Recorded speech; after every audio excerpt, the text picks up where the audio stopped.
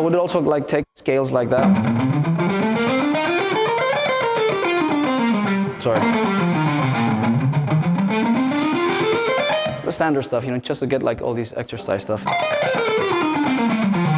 It helps you to learn all positions, you know, and then you can make combinations. You can make your own little licks, you know.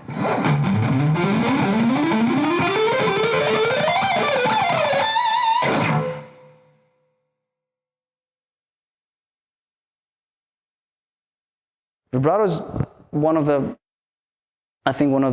most important parts of and identifiable parts of my style, I think, you know, and you know, having your own vibrato is very important, and I practiced that for many years, you know.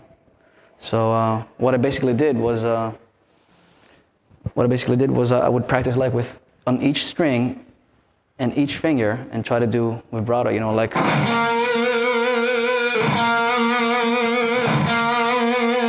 Sound the same with each finger, and not only on the, you know, high string but the low string as well.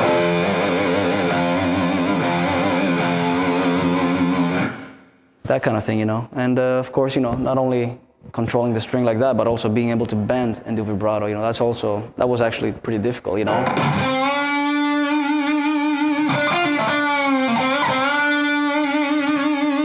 You know, you want to sound in tune, and you want the notes to sound round and all that, and you know, want it to sound like out of key. And of course, you know, there's other types of, you know, different types of vibrato, and it depends on the song you play and the tempo you're playing. You know, it could be, you know, more like violin type, you know, a bit slower, a bit wider, or it could be faster and more aggressive, you know, like.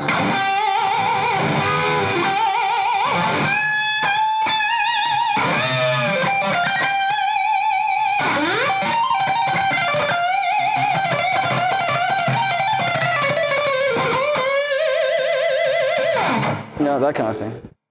And I got that from guys like, you know, Schenker and Gary Moore, you know, and Yngwie, you know. So I think they have the greatest vibrato.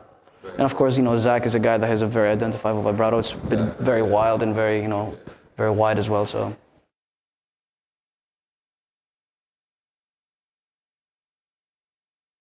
What I would do is play everything also with a clean sound, you know, not only with a distortion sound. Like, you know, you might want to kind of like take down the volume a little bit, you know, and clean out your sound. And basically, what I would do is like these 3-note per string things, you know.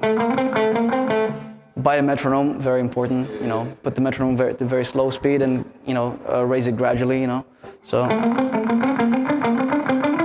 do these kind of exercises, you know, like single string exercises on every string, 2-string exercises, you know, stuff like that, you know. Because you gotta know how to, you know, that's the big problem, how to go to the other string without having all this noise. So that's the big problem, right? So, you know, just gotta start very, you know, slow.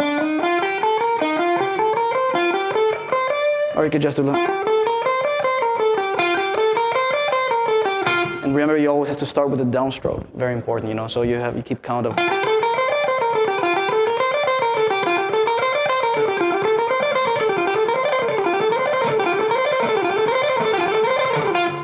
That kind of thing.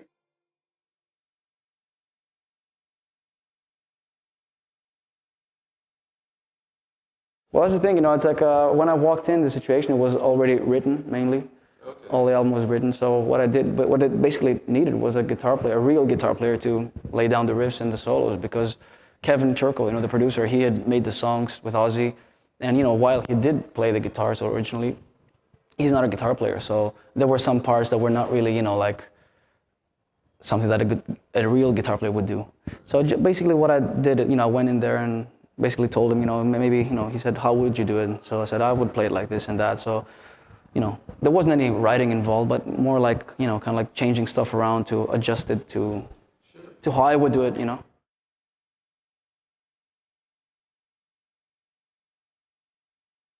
That song is actually one of the drop songs, okay. But it was it would have been a normal E tuning and drop D. So for me, instead of doing that, I basically tuned up the A string. So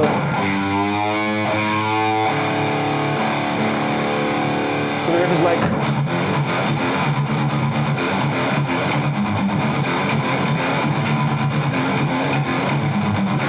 So that's the kind of thing, you know.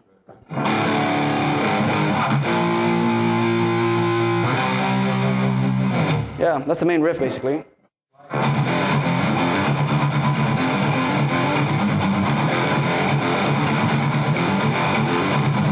Yeah, that's what it is actually. It wasn't a slide, it was like, it's a hammer-on.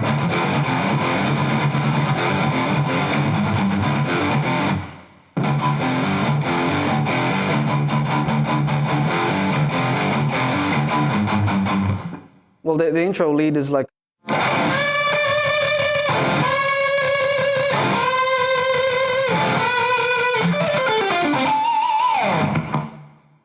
Yeah, I did like this, you know, this kind of effect.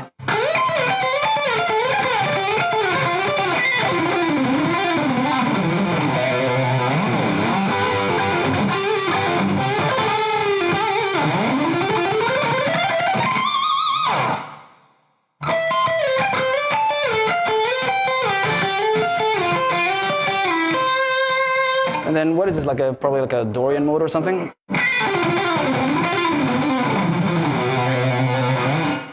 And then it's my tribute to Zakk Wylde. And then I end up with, you know, one of my speed licks.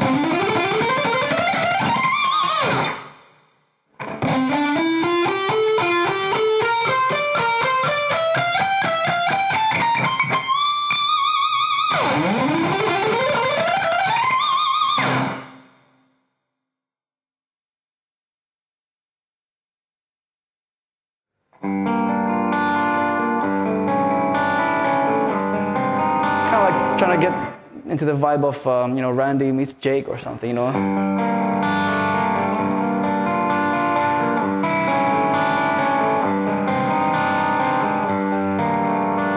Then I did this thing.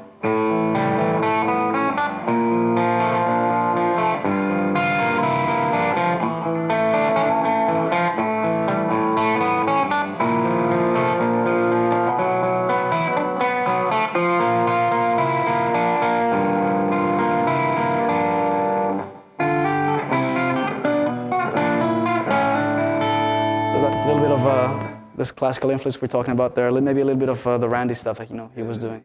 You know, like an...